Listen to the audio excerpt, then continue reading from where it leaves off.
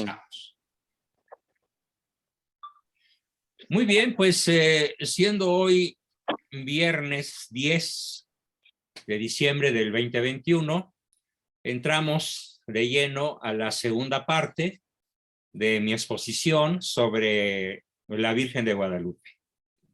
En la sesión pasada vimos el contexto histórico, pero ahora no vamos a ver el contexto histórico propiamente, porque ese ya lo vimos, sino que vamos a ver la historia propiamente dicha de la Virgen de Guadalupe. Y me gustaría comenzar a ver si la alcanzan a ver y si no la voy a agrandar. Voy a hacerla de letra muy grande. Y dice así: oración a la Virgen de Guadalupe para las causas urgentes. Cada quien tenga en su cabeza, por favor, en el próximo minuto, una causa urgente. Por ejemplo, yo tengo la causa de mi pésima salud, que casi no me deja estar en paz durante todo el día y que tengo que descansar varias horas para poder estar en condiciones de dar mis cursos, consultas, conferencias, etcétera. Dice, espero que la esté pudiendo leer, sí se alcanza, ¿verdad? Oración a la Virgen de Guadalupe para causas urgentes. La voy a hacer todavía más grande. A ver. Sí, sí se alcanza a leer, doctor. Ahí. Amable Virgen de Guadalupe, Madre y auxilio de todos los cristianos. Desde que te apareciste a Juan Diego en los cerros de México, las penas que me atormentan pongo en tus benditas manos. Acuérdate, oh Santa Madre, que jamás se oyó decir que alguno que te haya implorado sin tu auxilio recibir. Por eso con fe, confianza humilde y arrepentimiento lleno de amor y esperanza, este favor yo te pido. Hagamos nuestra petición mentalmente. Yo la puedo hacer verbalmente como conductor del grupo. Señora, devuélveme mi salud para servirte mejor. Bien. Y entonces ya entrando de lleno, amén. Entrando de lleno a la exposición del día de hoy, comenzamos a retomar la famosa frase non fecit taliter omni nationi, que en latín fue pronunciada por el Papa Benedicto XIV, que confirma el patronato de la Virgen de Guadalupe sobre la Nueva España. En aquella época, desde Arizona, Texas, Nuevo México, California, todo lo que es ahora el sur norteamericano, hasta Costa Rica. 5 millones de kilómetros cuadrados, de los cuales 3.1 fueron entregados para la masonería antimexicana a el gobierno masónico de los Estados Unidos. Porque salvo 2 presidentes, Kennedy y Trump, todos los demás y sobre todo el actual, son de la horda masónica en ese país, igual que el nuestro, con excepción de Iturbide, Miramón y en su fase final, Porfirio Díaz. Entonces, el Papa Benedicto XIV, en el año 1754, promulgó una bula, un escrito solemne, eso quiere decir bula, que aprobó a la Virgen de Guadalupe como patrona de México, considerando que México era un país de más del doble de lo que ahora es, concediéndole misa y oficios propios. O sea, la Virgen de Guadalupe desde esa época tiene misa y oficios propios de ella. Estas gracias que el Papa le concedió a la Virgen de Guadalupe se dieron gracias a este hecho. El Papa, después de contemplar extasiado una copia auténtica de la guadalupana, pintada por uno de los más grandes y extraordinarios artistas mexicanos, don Miguel Cabrera, fue llevada como regalo a su santidad por el padre Juan Francisco López. Y en esa ocasión, luego de examinarla con atención, con con lágrimas en los ojos, pronunció una frase del Salmo 47, capítulo 20, versículo 20, perdón, que se ha perenizado, hecho perenne, hecha para toda la eternidad. Non fecit aliter omni nationi, que significa y no hizo cosa igual con ninguna otra nación. ¿Qué fue lo que hizo la Virgen que no hizo en Fátima? ¿Qué no hizo en Lourdes? ¿Qué no hizo en Aikito, Japón? ¿Qué no hizo en Garabandal, ni en Medjugorje, ni en ninguna de las apariciones oficiales y no oficiales? Con una sola palabra lo voy a decir nuevamente: quedarse viva, físicamente viva en nuestro territorio.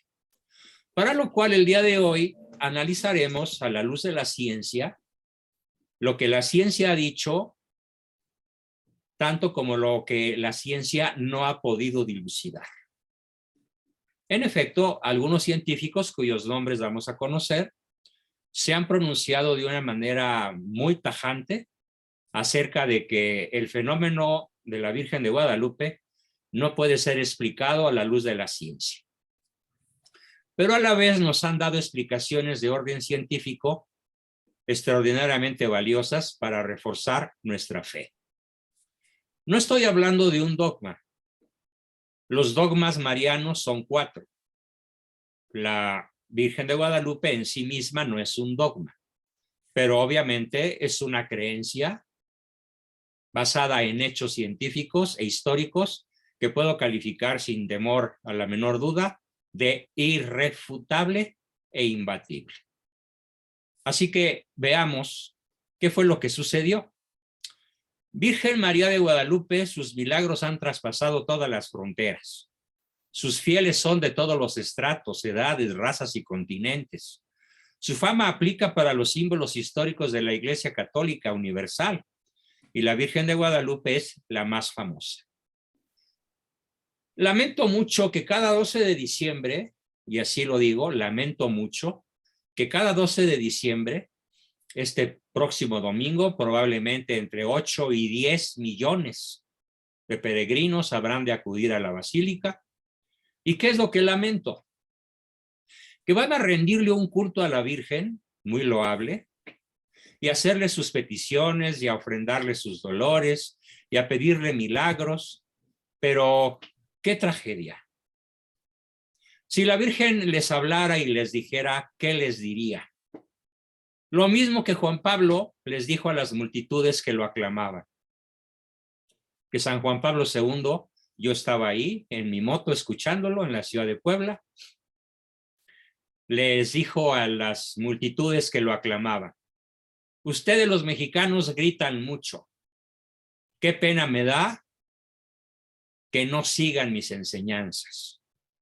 ¿De qué sirve gritar entonces si no seguimos las enseñanzas? ¿De qué sirve ir a la basílica a pedir o a ofrecer si no vamos a seguir las enseñanzas de la Virgen, que son exactamente las mismas de su Hijo Jesucristo? Por eso lamento que tanta gente vaya y que no tenga la menor idea de cómo transformar su vida. Con esta charla, entonces, no pretendo dar a conocer a la Virgen. Ya la conocemos. Muchos de ustedes tal vez mejor que yo. Pretendo hacer una exhortación, incluyéndome, por supuesto, para que aterricemos en el mundo real lo que ella significa, lo que ella nos pide. Cuando ella está al pie de la cruz y el Señor le dice a San Juan: hijo, he ahí a tu madre, madre, he ahí a tu hijo. Si nos consideramos verdaderamente guadalupanos, entonces nos tenemos que considerar sus hijos. Y aquí aplica el 4º mandamiento: honrarás a tu padre y a tu madre. Entonces el mexicano le rinde pleitesía, le rinde honores, le rinde culto, incluso hasta idolátrico, a Santa María Virgen de Guadalupe, pero no la honra con su conducta.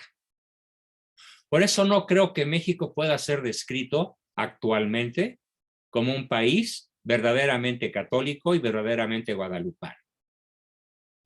Así que quisiera entonces que en este puñado de personas que hoy me acompañan, más aquellos que me puedan acompañar al ver el video, este y el anterior y los que sigan sobre este grandioso tema, tengamos muy presente que no se trata entonces de conocer a la señora, sino de seguir sus enseñanzas, de plegarnos a su voluntad. Su historia, la historia de la Virgen de Guadalupe, se remonta pues, como todos sabemos, al año de 1531, en donde en el Cerro del Tepeyac, hoy al norte de la capital mexicana, la Virgen se le apareció al indígena San Juan Diego Cuauhtlatoatzin. Repito, la pronunciación muy difícil del náhuatl. Cuauhtlatoatzin, quien había sido bautizado al cristianismo por los frailes franciscanos. El 9 de diciembre de ese año, él escuchó su nombre entre el cantar de los pájaros. Se dirigió al sitio donde provenía la voz y ahí se dio la primera aparición. La Virgen le expresó que deseaba la construcción de un templo en ese preciso lugar. Obediente, ni tardo ni perezoso, San Juan Diego fue a comunicárselo al obispo Fray Juan de Zumárraga, quien como autoridad católica no le creyó nada al indígena.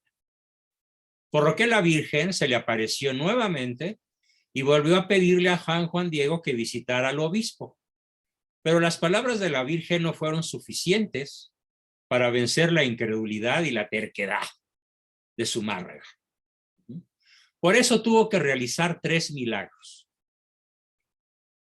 Tal vez muchos no los conozcan, los 3 milagros. Los enuncio. Primero, curó al tío de San Juan Diego de una enfermedad que le hubiera costado la vida.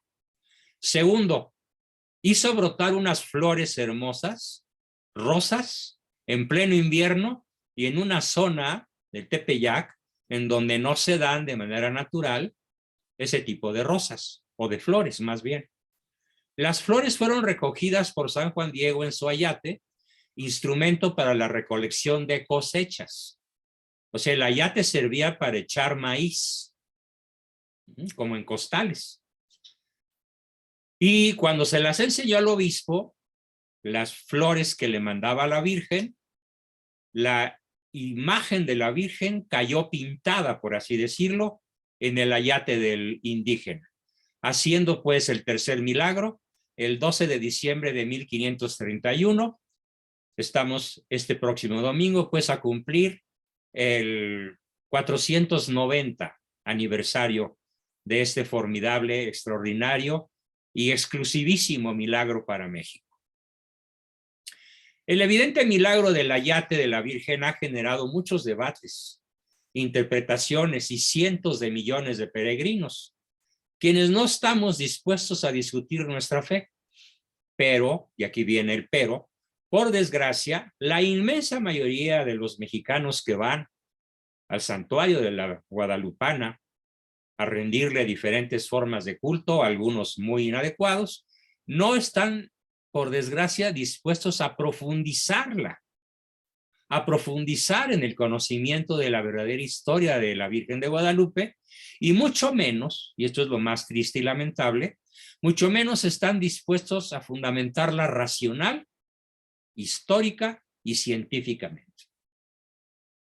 Sirvan entonces estas presentaciones de mi parte, hechas con singular cariño y con muchísimo esfuerzo, contradiciendo el estado físico en el que estoy, para lograr este formidable objetivo: fundamentarla racional, histórica y científicamente. Es lo que me propongo con esta serie de presentaciones.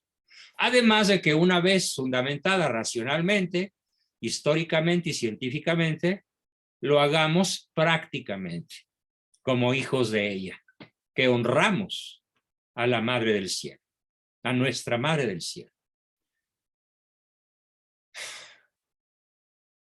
La Virgen de Guadalupe se diferencia de las otras 2 apariciones, Lourdes y Fátima, con un elemento material y contundente: el ayate de San Juan Diego. Lourdes y Fátima son lugares de culto, y en México el lugar es el Tepeyac, pero la Virgen está, y digo nada más está, no digo está pintada, está en el ayate que reposa en la basílica y que está hecho de agave, motivo que al unirlo con la cultura popular garantiza su origen 100% mexicano, pues del agave se hace la bebida más internacional y más significativa que tiene el sello de lo mexicano, el tequila. Así como el coñac francés significa o simboliza Francia y la cultura francesa, el tequila simboliza la cultura mexicana. El arte, después del desembarco de Colón, tomó los rostros indígenas y morenos para decorar las iglesias. Muchos templos de los siglos XVI y XVII en Colombia, por ejemplo, representan a los angelitos con rostros de niños indígenas, sin pelo rubio ni ojos azules. La razón, al artista indígena le encargaban pintar un niño y él no conocía niños europeos. Por esto cabe la posibilidad de que en el caso de la morenita, este asunto sea similar. Es decir, la Virgen quiso parecerse más al mestizaje de la nueva raza que estaba en gestación. Apenas empezaba el mestizaje, que para parecer plenamente indígena o plenamente europea. Nuestra Señora de Guadalupe no es ni indígena ni europea. Es típicamente una jovencita mestiza. Por su forma corporal, por la expresión, por el color de su piel, por sus manitas, por su indumentaria. Entre tanto, las conversaciones de San Juan Diego con la guadalupana no pudieron darse en español, porque él no comprendía el idioma. Por eso el nombre de Guadalupe no pudo ser pronunciado. San Juan Diego no pronunció el nombre de Guadalupe, por lo que la iglesia sostiene que la Virgen habló en náhuatl, lengua indígena, y se autodenominó, y aquí viene otra palabreja náhuatl que espero pronunciar bien a la primera, Tecatlazupe, que los españoles confundieron con Guadalupe, pero en realidad es Tecatlazupe, el nombre original de la señora, Santa María Virgen, que significa en náhuatl la que pisa la serpiente. La que pisa la serpiente. Esa serpiente que ahora aparece en el árbol de Navidad de Morena. No sé si ya lo vieron. Chéquenlo en la red. En el árbol de Navidad de Morena hay una serpiente de adorno. Tal cual, una serpiente. Algo verdaderamente, asombrosamente luciferino. En fin, sí, es el animal, la serpiente, que representa el pecado en la simbología católica, sobre todo apocalíptica. Y como los españoles ignoraban el náhuatl, variaron la palabra Tequetlazupe hasta que desembocó en Guadalupe. Esa es la historia de por qué se llama Guadalupe y no le llamamos Tecatlazupe. Así como los españoles alteraron la palabra Cuauhnáhuac y la convirtieron en Cuernavaca.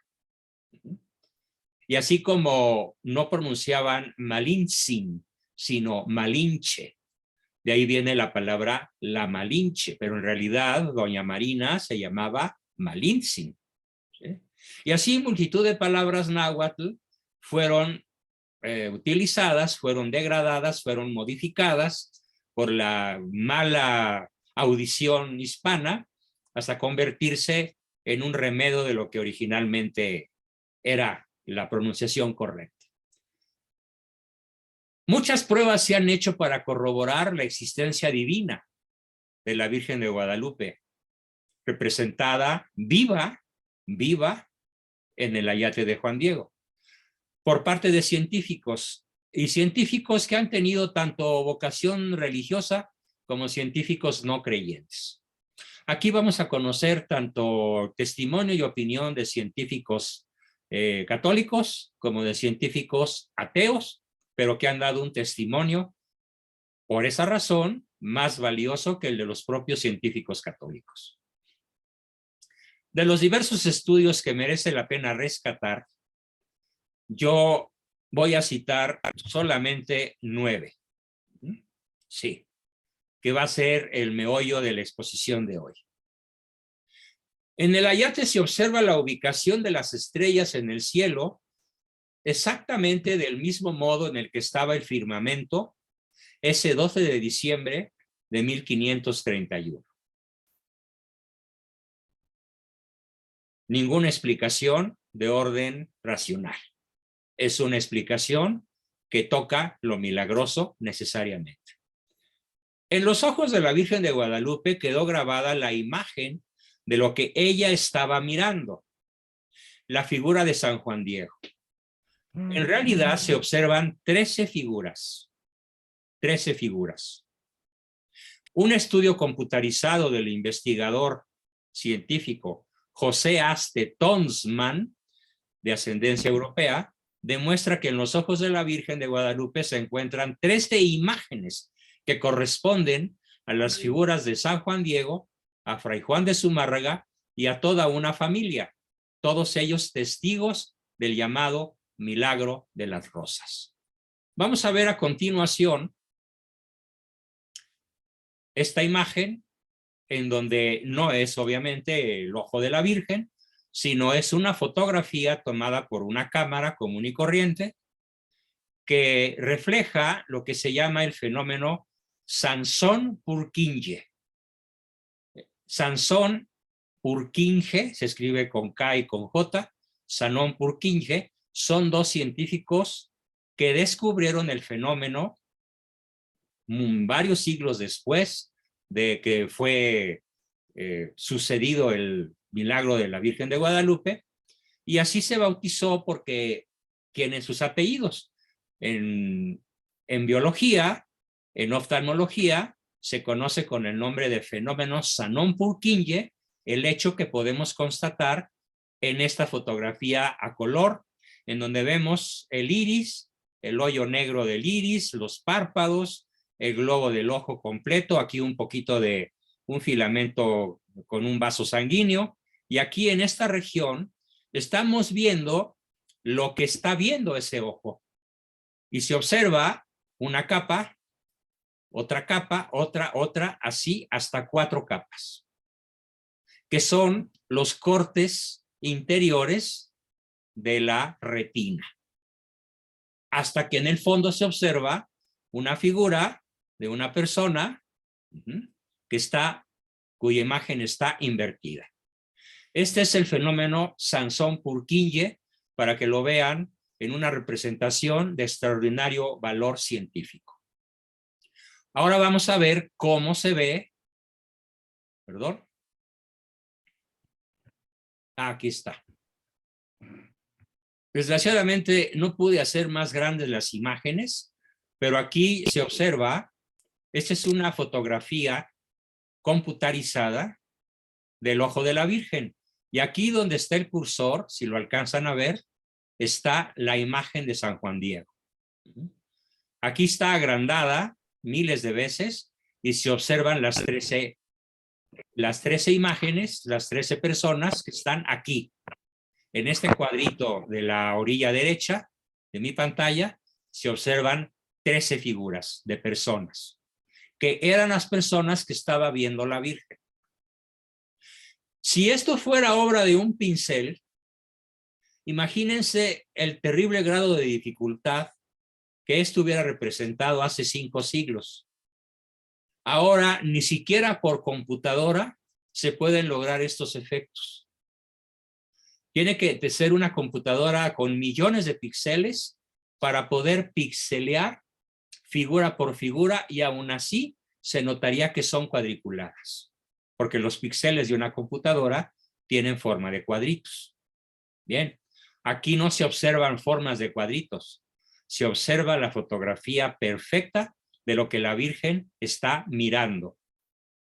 Ese es un fenómeno extraordinariamente milagroso que no tiene otra explicación más que la Virgen estaba viva, está viva, y se quedó impregnado en su retina lo que ella en aquel momento de su aparición ante Juan Diego y ante otras 13 personas, incluyendo al obispo Zumárraga, quedó plasmado en su retina.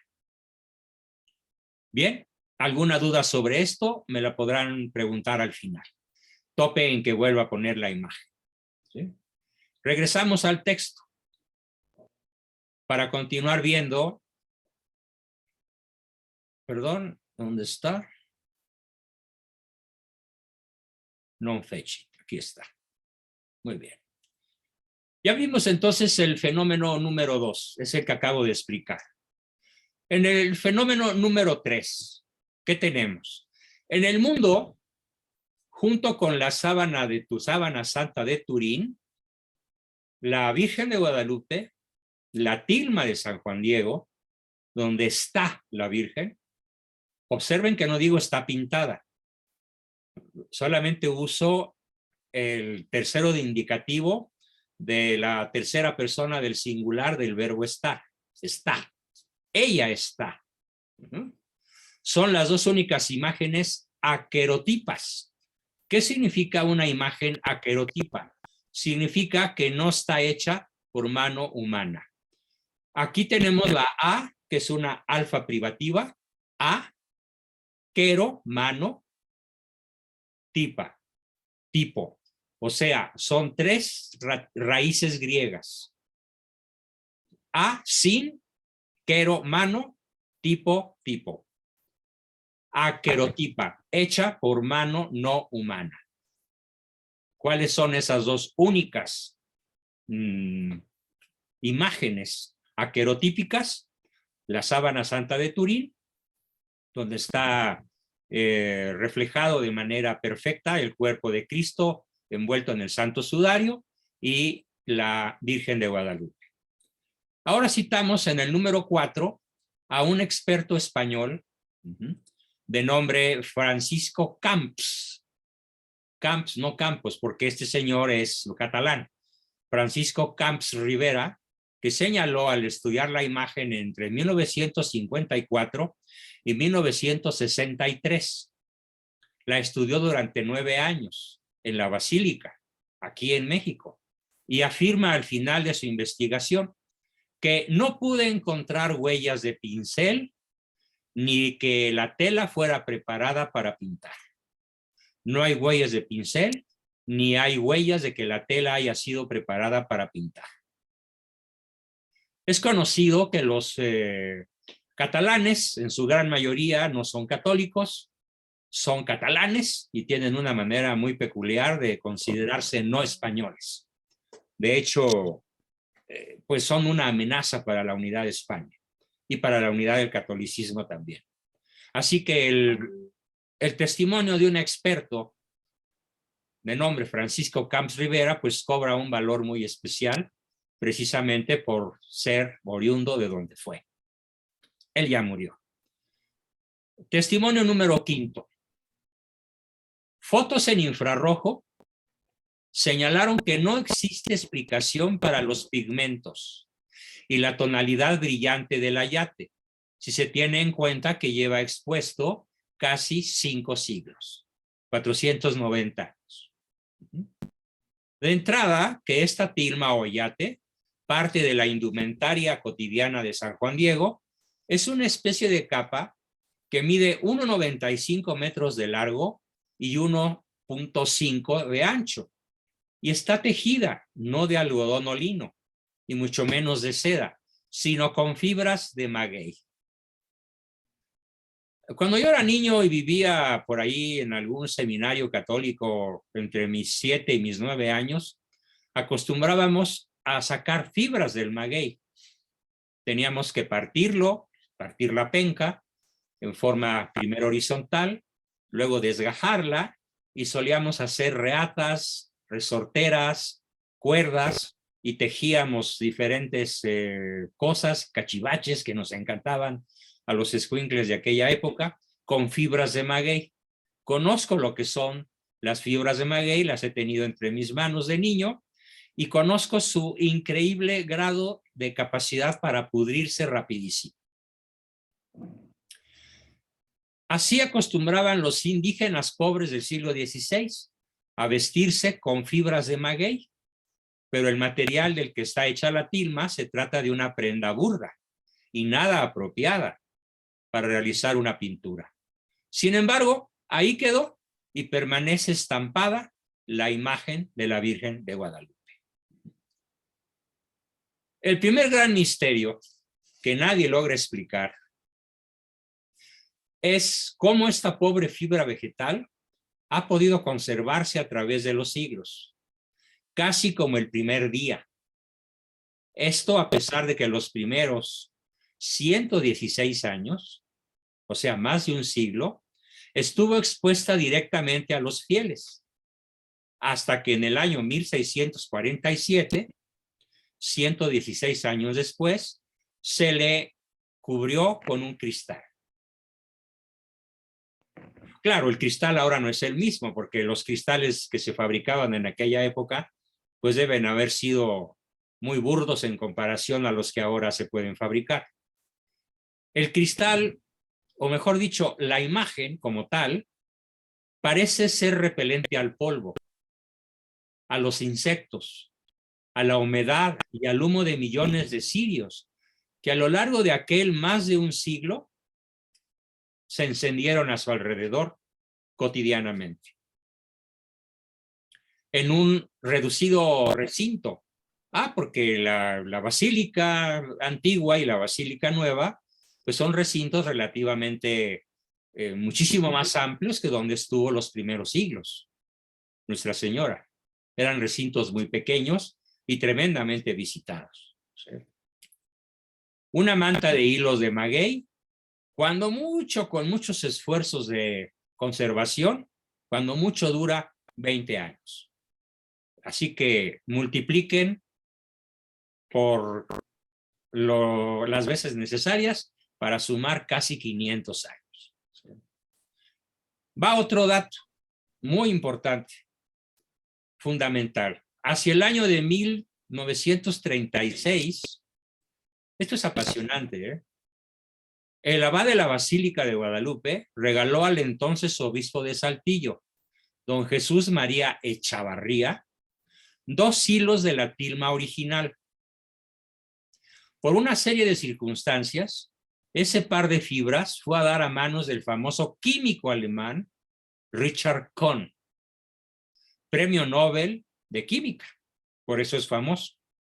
Y este premio Nobel de Química, después de analizarlas durante mucho tiempo, concluyó que en las dos fibras, una de color rojo y otra de color amarillo, atención con lo que voy a decir, no existen colorantes vegetales, no existen colorantes animales, ni existen colorantes de carácter químico sintético. No hay pigmentos, pues, ni vegetales, ni animales, ni minerales, y tampoco tienen pigmentos sintéticos, que hoy son muy utilizados en pintura, pero que eran desconocidos hace 5 siglos, totalmente desconocidos. Entonces sigue pendiente explicar cómo y con qué técnica se hicieron el dibujo y la imagen, entre comillas imagen, de la Virgen de Guadalupe. Hoy se sabe que en realidad no es una pintura, sino algo que descubrieron los científicos de la NASA. Se trata de una proyección holográfica. Y esta proyección holográfica flota a pocas micras de distancia de la tilma. Es decir, la tilma no está impregnada de colores. Es una proyección holográfica tridimensional. Ahí está la explicación. Adicionalmente, en el año de 1929, el fotógrafo oficial de la Basílica hizo un descubrimiento sensacional. Fue lo que expliqué ya hace rato, pero vale la pena reiterarlo. Encontró reflejada en el interior de los ojos de la Virgen la silueta de un hombre con barbas. Fue el primer descubrimiento del fenómeno Sansón-Purkinje. Por los tiempos de anticlericalismo de aquella época, 1929, estamos en plena persecución religiosa por los presidentes Calles y Obregón. Por los tiempos de anticlericalismo que entonces se vivían, se le ordenó al fotógrafo guardar silencio. Pero poco después, un dibujante y un pintor de nombres José Carlos Salinas y Luis Toral, no confundirlo con José de León Toral, que es el valiente cristero que ejecuta al presidente Álvaro Obregón, y repito, bien ejecutado. Confirmaron, José Carlos Salinas y Luis Toral, confirmaron plenamente el hallazgo y se apresuraron a hacer constar en acta, que al efecto levantaron, la noche del 29 de mayo de 1951, que se trata de la cabeza de Juan Diego. Posteriormente, y por métodos más modernos, se ha confirmado, reconfirmado, la existencia de tal figura, pero además la existencia de otras 12 figuras, aparte de la de San Juan Diego, que es la que se ve de mayor tamaño. Bien. Por si fuera poco, la guadalupana, y esto lo platiqué en la sesión pasada, pero por los que no hayan estado, repito el acontecimiento de manera sintética. La guadalupana sufrió un atentado el 14 de noviembre de 1921. Luciano López, un comunista obrero español, contratado específicamente por el narcosistema callista, por orden del presidente masón Álvaro Obregón, amiguísimo de Calles, aunque después fueron rivales, al grado de que se llegó a creer que Calles era el autor intelectual de la muerte de Obregón, cosa que quedó demostrado con el tiempo que no fue así, que fue una decisión de José de León Toral, exclusivamente. Esta explosión, como ya lo expliqué y lo repito por los que no estuvieron en la sesión pasada, quebró todos los floreros, los cristales, los vidrios e inclusive las escaleras de mármol, y hasta retorció el crucifijo. Pero ni siquiera el cristal de la Virgen sufrió algún rasguño. Por eso su mensaje universal y la devoción que provoca sigue intacta. En su día, millones leerán, al ver la entrada principal de su templo, la pregunta que tranquiliza a los católicos fervientes: ¿no estoy yo aquí que soy tu madre? Y la formidable expresión del Papa Benedicto XIV: non fecit taliter omni natione. Y no hizo cosa igual con ninguna otra nación. La historia de la Virgen de Guadalupe, ahora vamos a ver un ángulo histórico. La historia de la Virgen de Guadalupe se da después de la llegada de los españoles al continente americano. Recordemos, lo hemos visto ya en estas sesiones de historia en meses anteriores, que el pueblo azteca, con las diabólicas, literalmente diabólicas, y antropofágicas creencias esquizofrénicas propias de su cultura, de su contracultura, se resistía a la evangelización.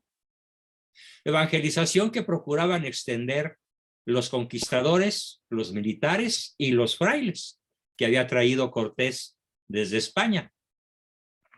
Se resistían los aztecas particularmente. Fue entonces cuando en el Cerro del Tepeyac, lugar en el cual los indígenas acostumbraban a realizar sus cruentos sacrificios humanos, ojo con esto, el Tepeyac fue utilizado por los aztecas cuando menos durante 2 siglos y fracción para ejecutar sacrificios humanos y actos caníbales. Qué curioso que sea ahí justamente donde la Virgen se le aparece en ese terrorífico, luciferino, diabólico lugar al indio San Juan Diego Cuauhtlatoatzin, bajo la forma de una hermosa señora con rasgos mestizos, túnica de colores y que le hablaba en su idioma. Vamos a ver, nos da tiempo todavía, la historia de las 4 apariciones. Vale la pena entonces el sesgo histórico que ahora toma ya mi narración. Ya vimos el sesgo científico, las 9 cosas que la ciencia no puede explicar. Ahora vamos a ver cómo sucedió el hecho. Bueno, la primera aparición, como ya brevemente lo dije, pero ahora lo digo con más amplitud, el sábado 9 de diciembre de 1531 empieza la historia de la Virgen de Guadalupe. Cuando muy en la madrugada, Juan Diego, que iba de camino a una celebración religiosa, escuchó el canto de unos pájaros y una dulce voz que lo llamaba con cariño: Juanito, Juan Dieguito, así en diminutivo. Entonces le dijo que ella era la Virgen María, Madre de Dios, y que quería que en ese cerro se le hiciera un templo para en él mostrar el amor, la compasión y el auxilio que tendría para todo el pueblo de la nación mexicana, de la naciente nación mexicana. Entonces pidió que fuera donde el obispo para manifestarle al obispo su petición. Segunda aparición. Juan Diego se dirigió apresuradamente al palacio arzobispal para hablar con él y comunicarle los deseos de la Virgen. Pero el arzobispo Zumárraga, aunque lo recibió de manera bondadosa, no le creyó y le pidió que volviera para otro día para contarle el asunto con más detalle. Fue así como la historia de la Virgen de Guadalupe se da bajo otra aparición, otra nueva aparición. Cuando San Juan Diego volvió muy triste a hablar con el obispo y ella le dijo, volvió muy triste después de hablar con el obispo y entonces nuevamente la Virgen se le aparece y le dice: no hay otra persona que pueda hacer mi pedido mejor que tú. Te ruego que mañana vuelvas donde el obispo y le digas que yo en persona te he enviado para que alcen un templo en mi nombre. Vamos a ver la tercera aparición. Nuevamente Juan Diego fue a buscar al obispo y ante tanta insistencia le dijo que tenía que traer una prueba. ¡Ja! Dichosa exigencia, porque la exigencia de llevarle una prueba finalmente es lo que nos conduce a la imagen que ya he explicado en su enorme complejidad de la Virgen de Guadalupe. Sin embargo, cuenta la historia que el obispo envió a unos criados a perseguir al indígena para ver si lo que relataba era cierto. Pero al llegar al cerro, San Juan Diego se perdió y los criados, para no quedar mal con el obispo, le fueron a decir que todo era mentira. Entonces, nuevamente en el cerro, San Juan Diego, angustiado por la negativa del obispo, le dijo a Nuestra Señora que el obispo había pedido una prueba. Y ella le dijo: ven mañana a verme y la tendrás. Y así es como ocurre la cuarta aparición. La mañana del 12 de diciembre de 1531, pasado mañana habrá transcurrido 490 años, como se lo había pedido su madre, el indígena subió al cerro, pero antes de llegar se encontró a la Virgen, quien le dijo: sube al cerro y tráeme todas las flores que encuentres. Fue así como Juan Diego encontró gran variedad de rosas de Castilla, con un aroma exquisito, a pesar de ser un terreno árido y lleno de rocas, donde no crecía nada. Se las entregó a ella y entonces ella le dijo: esta es la prueba que necesita el señor obispo, siendo esta la última aparición de la historia de la Virgen de Guadalupe. Y en cuanto le dio su mandato la reina celestial, vino San Juan Diego a tomar calzada. Viene derecho a México, ya viene contento. Ya así viene sosegado su corazón, porque vendrá a salir bien, lo llevará perfectamente. Trae muchísimo cuidado, tiene con un cuidado exquisito lo que está en el hueco de su tilma, de su vestidura. No vaya a ser que algo se tire. Viene disfrutando del aroma de las diversas preciosas flores.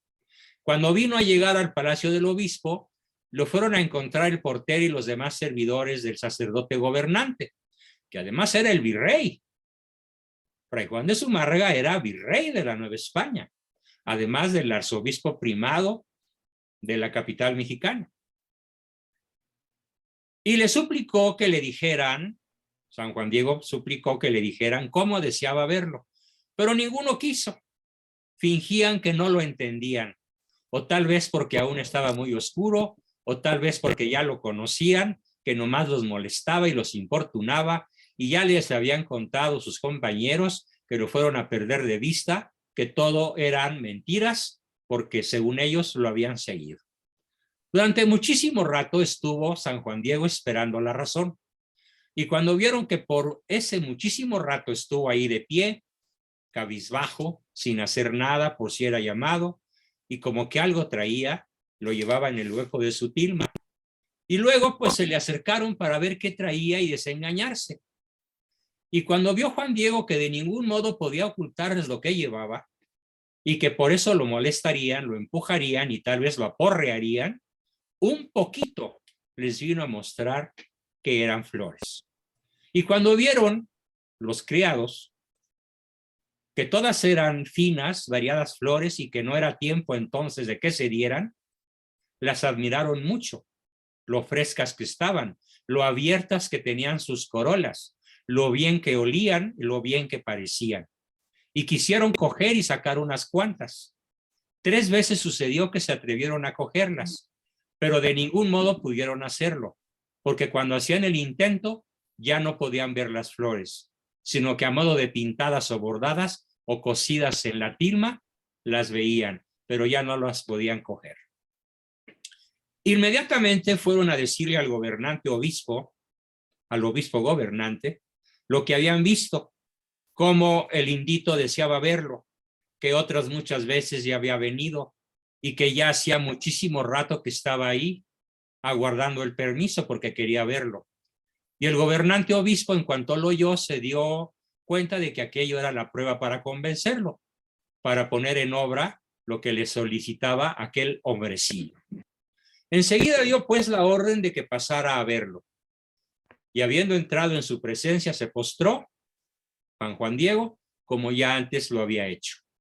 Y de nuevo le contó lo que le había visto, admirado y el mensaje. Le dijo Juan Diego al obispo: Señor mío gobernante, ya hice, ya llevé a cabo según me mandaste.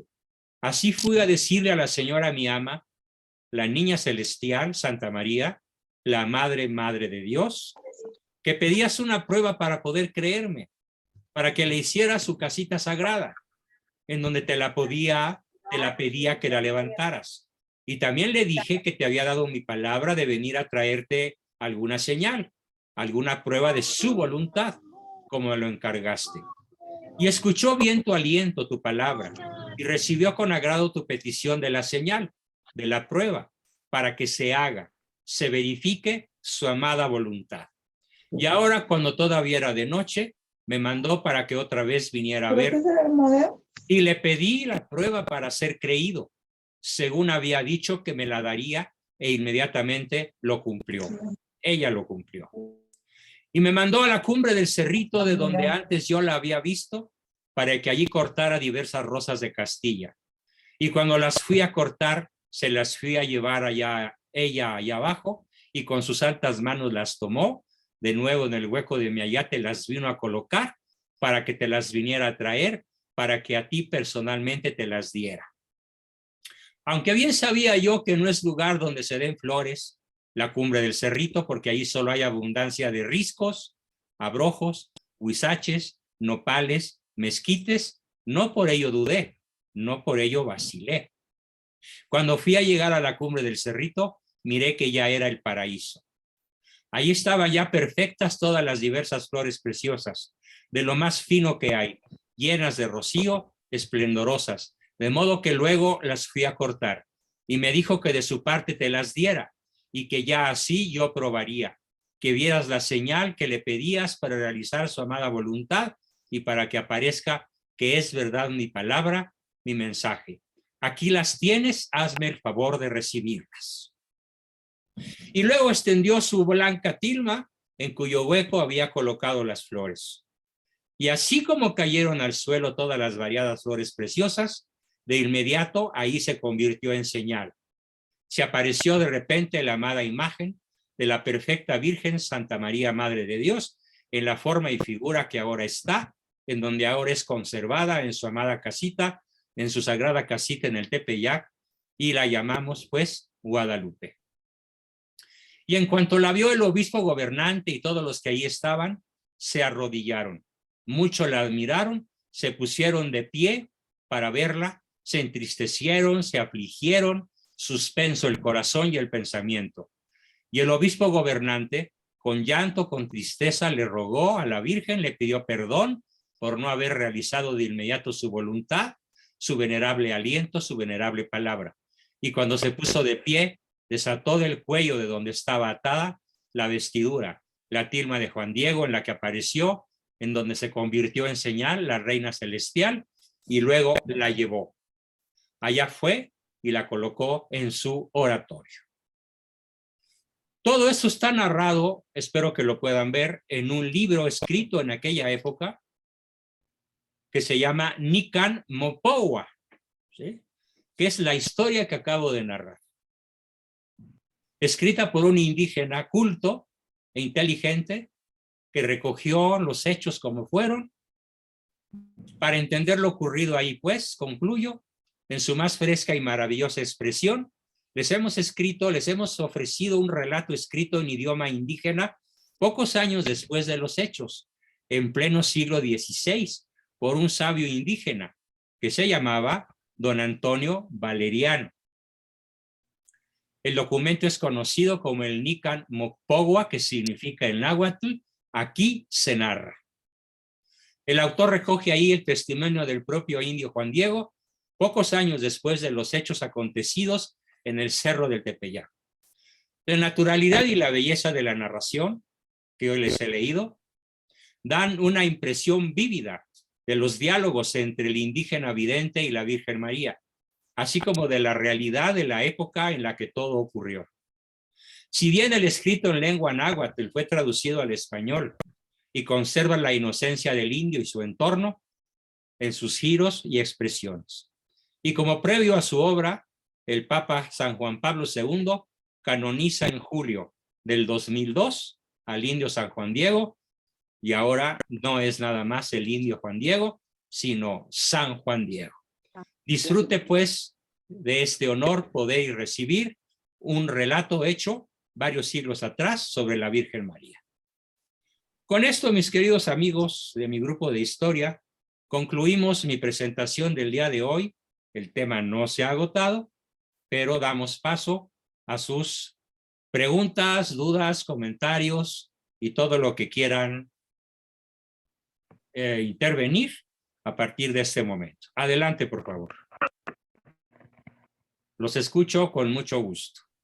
Preguntas, Doctor, aportaciones, dudas, etcétera, etcétera, etcétera. Adelante, Ricardo. Hice un comentario en el chat que sí quisiera que revisaran, pero conforme vayan haciendo sus preguntas. A ver. Vamos a ver el chat. En un códice encontrado por el equipo del reverendo padre Javier Escalada, SJ, que en paz descanse, creado solo 1 o 2 años después del suceso de Guadalupe, está escrito en náhuatl el nombre de Guadalupe. El nombre de Guadalupe es el nombre que María se dio a sí misma, cierto. Fue el náhuatl, pero el nombre de Guadalupe es el que dio a la Santísima Virgen María. ¿Y por qué? Porque la mayoría de los españoles que en ese momento estaban cerca del evento conocían a la Virgen de Guadalupe de España. Y entendieron de inmediato que los indígenas eran hermanos, eran hijos también de Guadalupe, a quien veneraban la mayoría de ellos. Bueno, pues debo confesar, mi estimado Ricardo, que como siempre, una vez más, logra sorprenderme. Gracias por tu excelente aportación y no puedo más que aplaudirla. Formidable. ¿Quién más quiere participar, preguntar? Tenemos la manita levantada de Carla. Adelante, Carlita. Entonces nada más, bueno, se asume que cuando Juan Diego estuvo con el obispo había intérprete, porque decía no hablar. Sí, naturalmente. Ok. Naturalmente. Sí, de hecho ya había muchas personas bilingües. Y no me extraña que el mismo Zumárraga pudiera entender en gran parte el náhuatl, porque acuérdate que los españoles, los frailes españoles, y él era uno de ellos, lo primero que hacían era aprender náhuatl. Ten presente eso. El idioma español perdón, el idioma náhuatl era el utilizado por los frailes franciscanos para evangelizar a los indígenas. Así que no hay ninguna problemática en la que el propio San Juan Diego hubiera podido hablarles en náhuatl al mismísimo Zumárraga y a los que estaban ahí. ¿Por qué? Porque era una segunda lengua de los españoles, sobre todo de los que se dedicaban a la evangelización. Por eso yo siempre he dicho, como regla esencial para llevarnos bien en el matrimonio, en la educación de nuestros hijos, en la relación comercial con un cliente, invariablemente he dicho un principio universal. Nos toca aprender y hablar el idioma del otro, como lo hicieron los evangelizadores en toda América Latina y principalmente en México. Con eso contesto tu duda, Carlita, ¿ok? Bien. Tenemos a Rosa Franco, manita levantada de Rosa. Adelante, Rosita. Hola, buenas noches. Hola. Habla un poco más fuerte y enciende tu micrófono. Ya. Ok. Ya, buenas noches. Sí, doctor, con estas pruebas tan contundentes, ¿verdad? Porque pues ya eran pruebas contundentes, ya todo lo que han estudiado acerca de nuestra Madre Santísima. Y se recuerda que en aquellos años, antes de que beatificaran, incluso creo que a San Juan Diego Cuauhtlatoatzin, que así se llamaba, ¿verdad? Así se llama. Entonces, ya ves, se suscitó ese problema que ¿cómo se llamaba? Guillermo Schulenberg decía que eso no existía. Guillermo Schulenberg, perdón que te interrumpa. Ajá, Guillermo Schulenberg fue un masón infiltrado. Ándele. Porque sí, porque un hereje. No solo decía cosas contra San Juan Diego y contra la Virgen. Ajá. Fue un masón de alto nivel infiltrado en las filas de la iglesia. Sí, porque tenía un puesto muy grande, muy fuerte ahí en la basílica. Y claro, pues era el principal abad, era el abad de la basílica. Como suelen ocupar los masones los puestos clave en todas partes. De hecho, es uno de los objetivos y de las grandes estrategias de la masonería. Procurar ocupar siempre los puestos de mayor dignidad, poder, riqueza, fama y honores, precisamente como siguiendo la consigna masónica por excelencia. ¿Cuál es? A la iglesia hay que destruirla desde adentro. Desde adentro. Sí, que es lo que están haciendo ahorita. Exactamente. En puestos claves. Exactamente. Ahí así es. Tratando de destruir. Desde no adentro, pero obviamente pues no lo van a lograr, ¿no? Ya sabemos que las puertas del infierno no prevalecerán. No prevalecerán. Claro, vamos a vivir todo esto que estamos viviendo. Ya lo tenemos encima. Ya lo tenemos. Toda la masonería está encima. Pero bueno, las puertas del infierno no van a ganar. Entonces, no van a prevalecer, pero sí ponen en crisis en estos momentos a muchas personas de fe débil, o de ignorancia supina, o de poco conocimiento racional. Como ahorita. Los malos católicos, o como yo les llamo, los católicos diésel que es católico, son los que dudan. Son los que están espantados, son los que se van a perder con mucha facilidad, precisamente por carecer de fundamentos racionales, históricos y científicos, no solo sobre la Virgen de Guadalupe, sino en general sobre todo el conjunto de verdades reveladas de la fe católica. Sí, y que siguen infiltrando. El católico mexicano tiene una edad de no más de 8 años, edad cronológica. Es como si nunca hubiera salido de su trajecito de primera comunión. A ver, trata de meterte en tu traje de primera comunión. Te aseguro que no te cabe ni una pierna. Pues sí. A mí tampoco, ¿eh? Pues sí. Bueno, pues esa es la edad mental del católico mexicano, por desgracia. Incluyendo el 95% de los que este domingo van a atiborrar la basílica. Hay que pedir mucho por ellos, para que el Espíritu Santo les ilumine y les siembre las ganas de aprender. Le mandé una liga de donde dice que los de la Cuarta T fueron a buscar votos allá en la basílica y los echaron. Sí, y los fieles los echaron y los guardias de la basílica también. Bueno. Qué bueno. ¿Sí?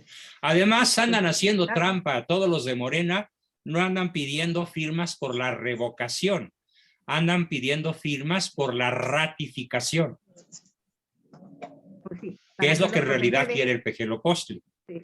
¿sí? Sí, Que es pero el más bueno, interesado. El más interesado es el bulto de Palacio, el que quiere que esto se haga, y como apenas llevan el 20% de las firmas, está que se muere de la rabia porque no se va a lograr juntar las firmas necesarias para este circo que él quiere hacer para engañarnos a todos. Sí, y ya ve a la gente que traen, los inmigrantes que traen, y ahí ve lo que pasó en cuánta gente murió. Todo eso lo va a pagar ese Obrador, ¿eh? Ellos están propiciando todo eso. Así es. Y a ver qué cuentas van a dar. A ver qué eso, cuentas qué rinden, ¿no? para esa Bien. pobre gente De que todas se maneras, murió. oremos por quienes os Pues persiguen. sí, Bien, sí. Lupita Guadalupe, Gracias. tienes su micrófono encendido, adelante. Sí, gracias. También A respecto ver si de lo podemos que ver tu imagen, ¿no? Para conocerte. a ver, ¿dónde está la? Allá. Ahí estás, Creo que muy también soy oscura, medio pero bueno, morenita. adelante con tu pregunta. Soy morenita. Bueno, también referente a lo del nombre de Guadalupe, lo que comentaba el ingeniero Ricardo. Ciertamente, los españoles ya conocían el nombre de Guadalupe. Ellos ya conocían a la Virgen de Guadalupe. Sí. Ellos le tenían un particular aprecio porque en su momento el evangelista San Lucas, él sí conoció a la Virgen, él sí tuvo contacto directo con ella. Y él era un artista, él pintaba y esculpía. Él talló se le atribuye a él la talla de una imagen de la Virgen de Guadalupe en España. Es una virgen negra. Esa virgen, los españoles la conocen y le tienen mucho afecto. Entonces, cuando ciertamente se aparece la Virgen a Juan Diego, Juan Diego primero la reconoce como Tonantzin, es decir, madrecita o madre. Tonantzin. La Virgen, cuando se aparece a Juan Bernardino, es cuando le dice, soy la Virgen de Guadalupe. Es al tío Bernardino al que le da el nombre, no a Juan Diego. Cuando el tío Bernardino revela el nombre, ya después de que se da toda la aparición de la imagen en la tilma, su nombre es Guadalupe. Los españoles, de hecho, al principio no querían relacionar a Guadalupe. Para ellos no fue un nombre desconocido, para los españoles. Ellos no querían tener nada que ver con la nueva Guadalupe que se estaba apareciendo. La rechazaban. De hecho, esto yo se lo escuché a Monseñor Eduardo Chávez. Lo dudo mucho, ¿eh? Y Monseñor Yo Eduardo tengo Chávez, conocimiento de que, por ejemplo, Hernán Cortés era particularmente devoto de la Virgen de Guadalupe. Y probablemente muchos de sus sí, oficiales. pero de la española. Bueno, probablemente el Colón español de la casta gobernante, los relacionados con los virreyes, pero dudo mucho que la extensión de ese rechazo abarque a todo habitante español de este país de aquella época. No lo creo, ¿eh? Habría que averiguarlo de cualquier manera con una investigación un poco más profunda. Pero en fin, muy valiosa tu participación también. Gracias, Lupita. Y tenemos a Lili Baglietto, como siempre nos va a preguntar algo, nos va a aportar. Adelante, Lili. Le iba a decir padre, perdón, profesor. Pero de 9, ¿eh? Sí, de 9. No, es que respecto al padre Chávez, yo quería comentar que es sumamente antihispanista. Él siempre sus pláticas y de todo lo que ha hablado siempre es contra España, contra España, contra España. Por eso no le creo. Ajá, yo tampoco. Pues claro. Y sí tiene razón Guadalupe de lo que dijo, sí es verdad. Esa virgen vino, se la mandó desde el Papa Gregorio, se la mandó al obispo de Sevilla de regalo. Y esa imagen produjo se hicieron muchísimos milagros a través de ella. Y fue escondida en unas cuevas y tapada con unas piedras porque llegó la invasión árabe. Pero con el tiempo se encontró y había un recado donde decía que sí, que había sido tallada por San Lucas. Esa imagen, Guadalupe, la de Extremadura. Y era la que le tenían los conquistadores por devoción. Pero sí, a mí me parece que cuando yo la he leído es exactamente como usted lo dijo, profesor. Fue confusión de que no entendían correctamente las palabras y las cambiaban. Y como ellos sabían de Pero la... fíjate, Lili y Ricardo, finalmente, si fue una confusión o si fue una revelación, en cierta forma, como decía yo en una de las sesiones pasadas, unidad en lo esencial, libertad en lo accidental y en todo caridad. Entonces, yo creo que el origen del nombre no afecta la esencia de la Virgen. Correcto. Nada más nos debe quedar bien claro que es la que pisa a la serpiente, la que Sí. pisa al maligno. Así es. La que destruye a Satanás al final de la Sí. historia. Porque el único que oyó el nombre de ella fue Bernardino. Bernardino, ¿verdad? Era el tío de Juan El tío Diego. Bernardino. O sea, Él fue el único que oyó el nombre, nadie más. bien. Y por eso pues está difícil saberlo. Sí. Bueno, Pero bueno, respecto... es aquí libertad en lo no esencial, libertad en lo accidental. Sí. Tanto si Sí, fue una sí. confusión como si fue una revelación, ahí está el nombre, ¿no?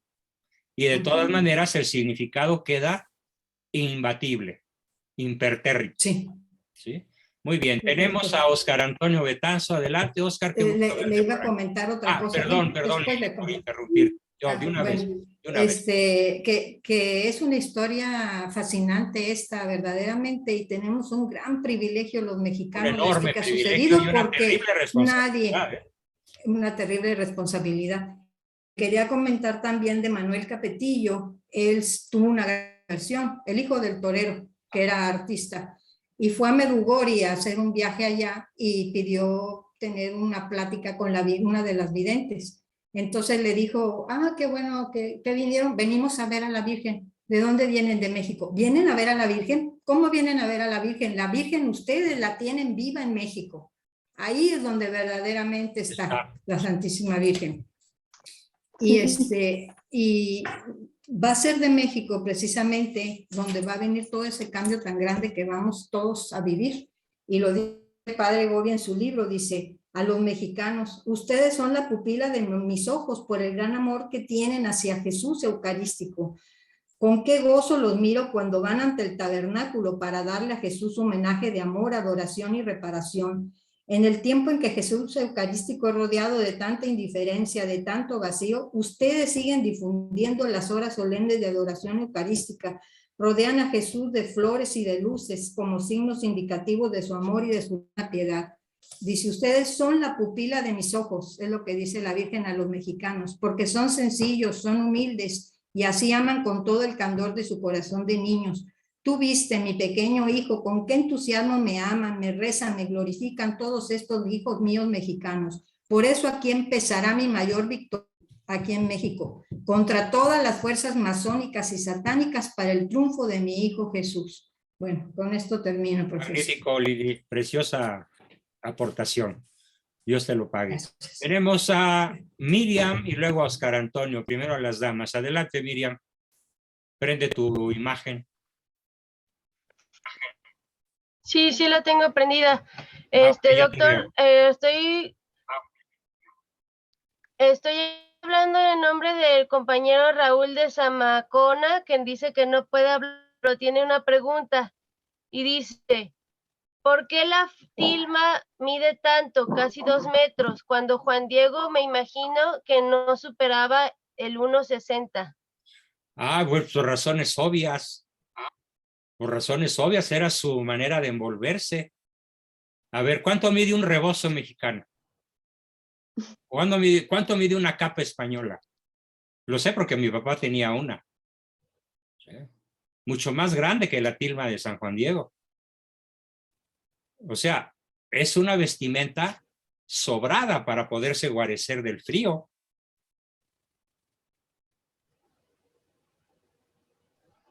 No me parece, o sea, no hay otra explicación. Además, ahí está. No hay nada que discutir. Sí, no hay tiene nada que lógica. negar. Tiene lógica. ¿Sí? Bien. Sí.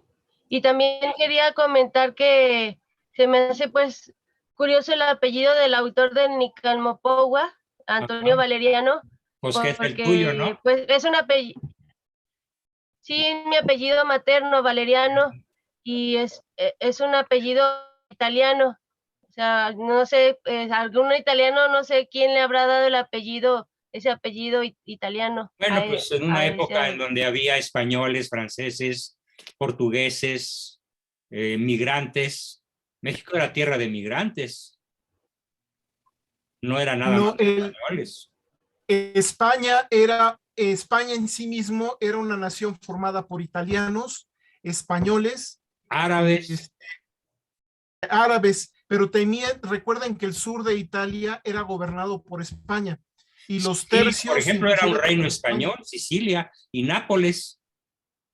Todavía Felipe II gobernaba en Nápoles y en Sicilia y en la parte norte de Italia, hasta donde no recuerdo. ¿Sí? Así que nada de nada sorprendente. Bien. Muy Excelente. bien, gracias. Tenemos enseguida a Oscar Antonio Betanzo. Adelante, Oscar. Regálanos también tu imagen, por favor. Ya te vemos. Aunque bueno, nada más se ven unos asientos por ahí, pero no tu imagen.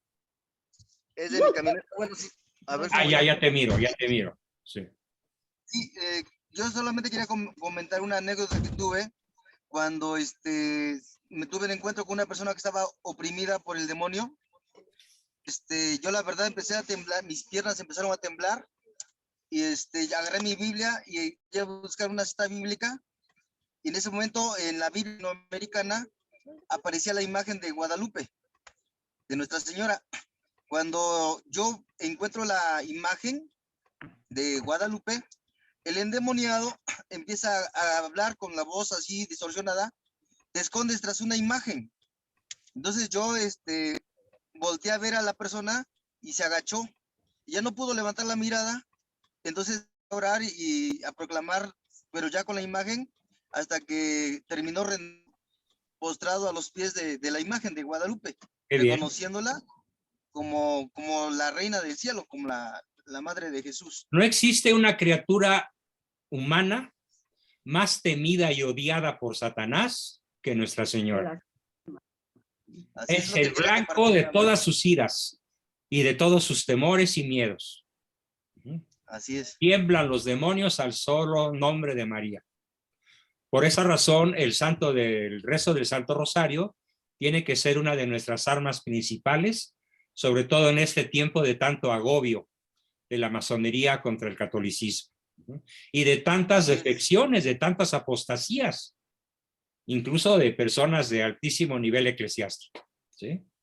María. ¿Puedo comentar algo? Sí, cómo no, Cristina, adelante. Buenas noches, doctor. Hola, buenas. Solamente quería comentar que en el libro de J.J. Benítez, El Milagro de Guadalupe, este escritor vino a México con toda la intención de acabar con el mito, decía él, de la Virgen, ¿no?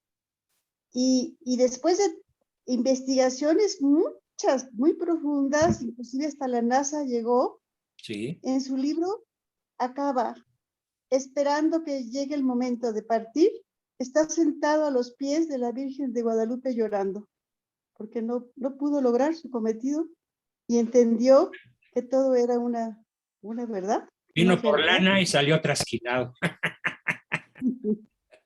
Qué bien. Esa anécdota no la conocía, me alegra mucho. Sí, así fue. Está escrito en su libro, El Milagro de Guadalupe. Así se llama su libro, de J.J. Benítez. Lo voy a buscar en la red, debe estar por ahí disponible. Magnífica aportación, Cristina. Muchas gracias. De veras te lo agradezco muchísimo. ¿Ok? Buenas noches. Muy bien. ¿Quién más quiere? Todavía tenemos tiempo. A ver, una manita por ahí levantada.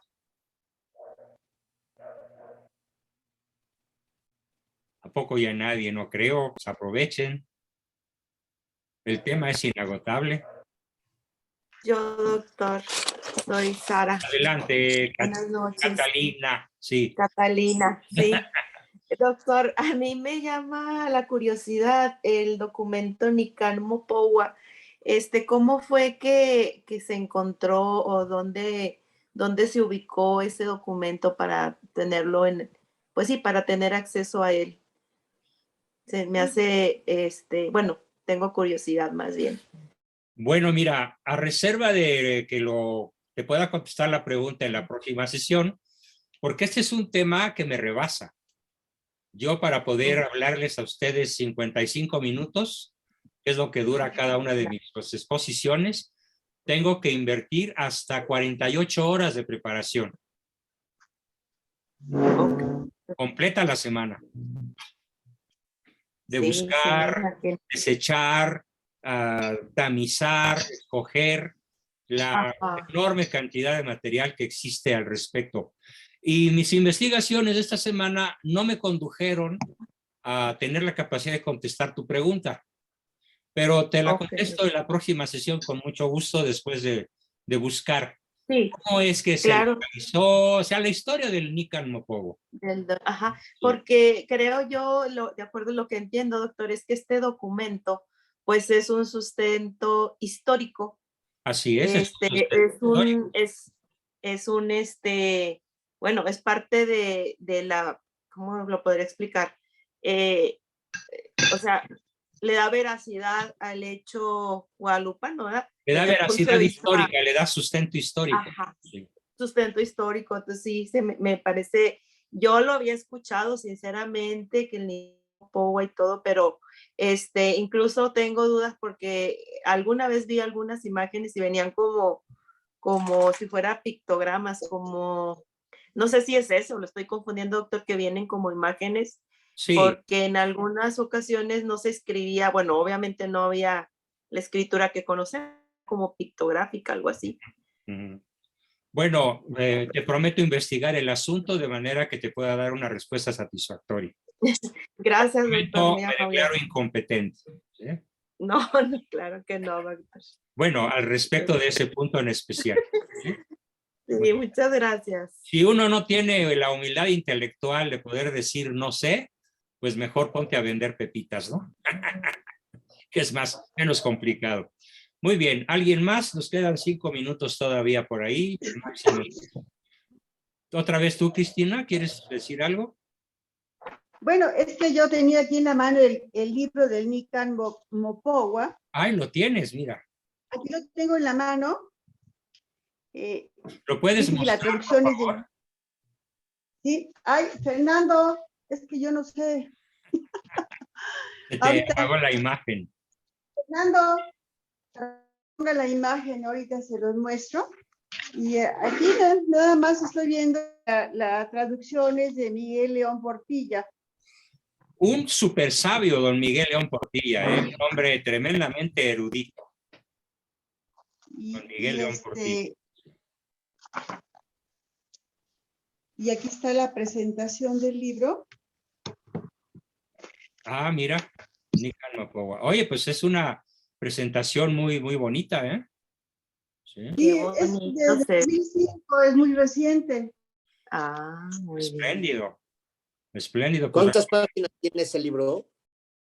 Y no sé si aquí... ¿Cuántas páginas tiene? A ver, chécalo. Ábrelo.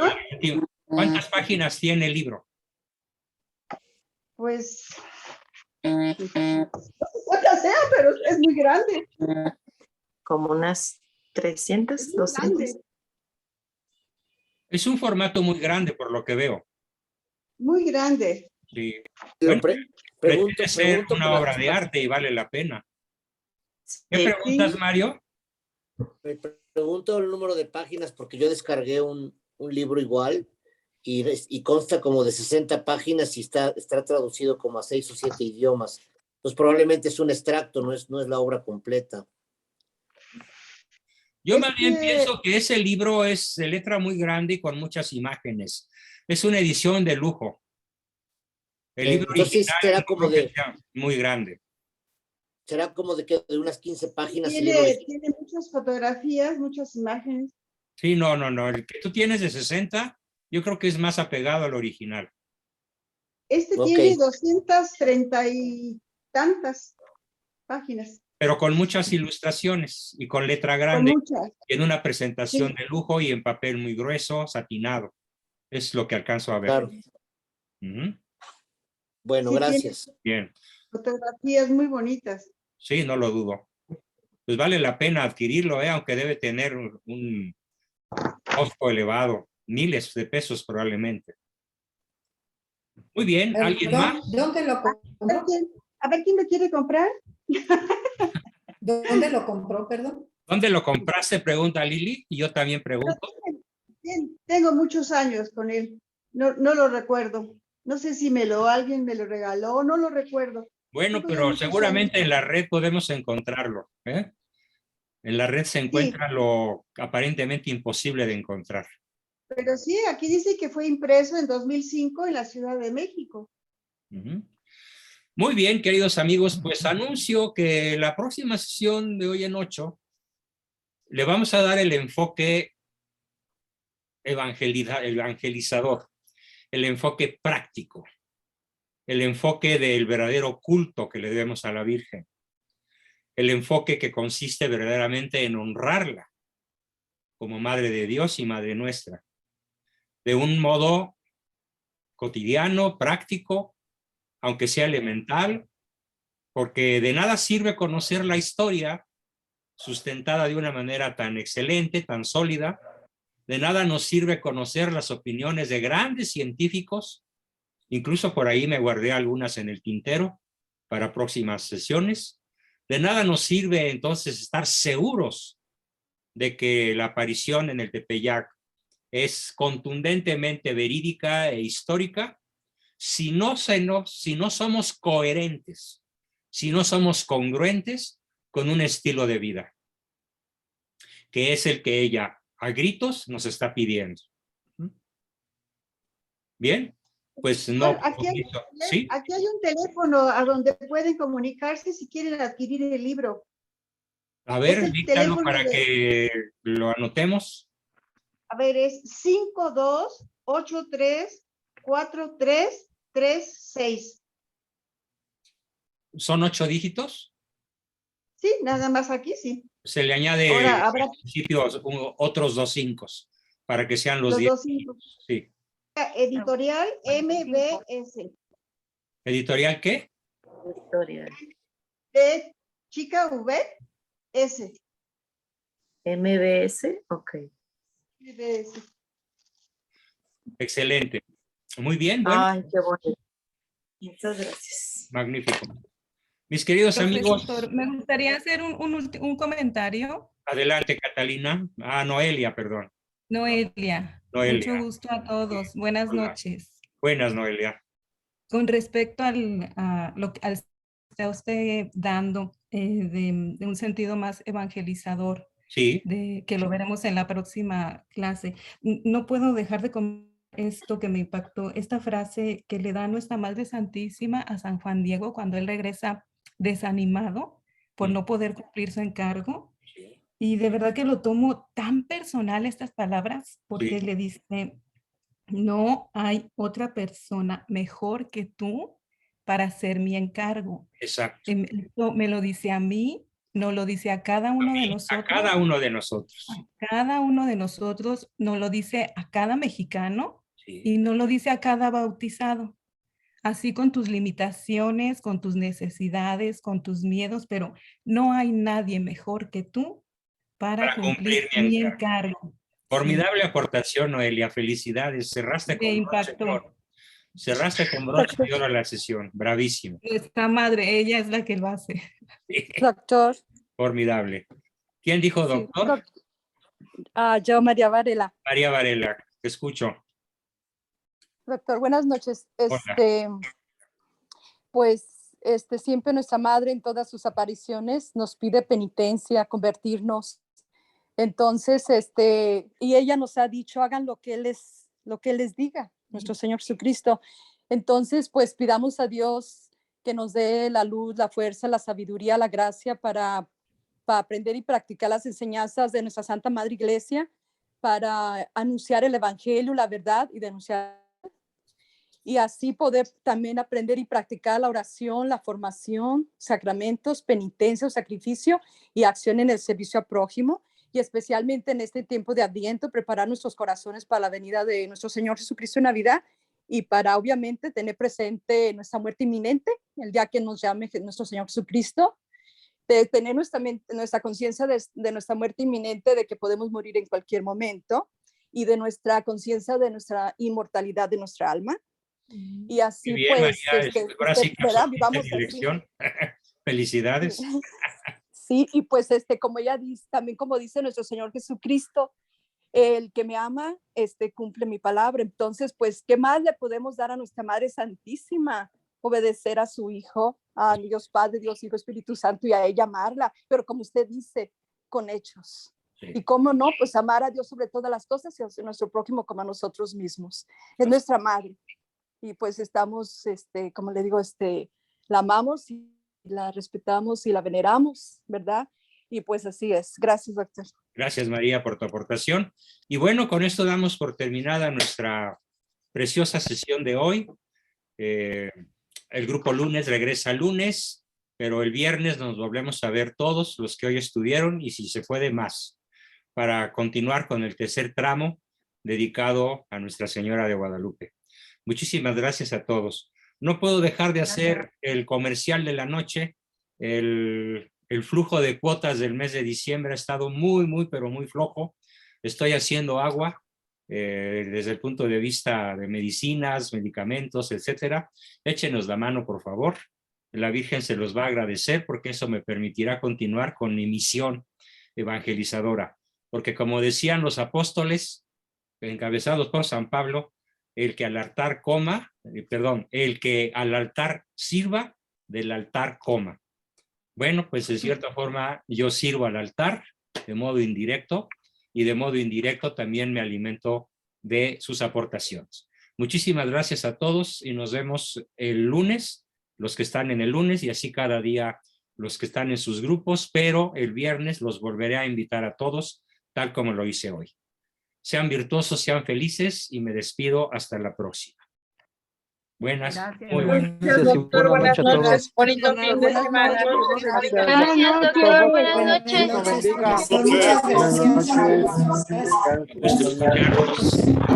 En masa. Gracias a todos. Día de la Virgen de Guadalupe. Feliz Viva domingo México. 12. Viva Cristo Rey. Viva Cristo Rey. Viva la Virgen de Guadalupe.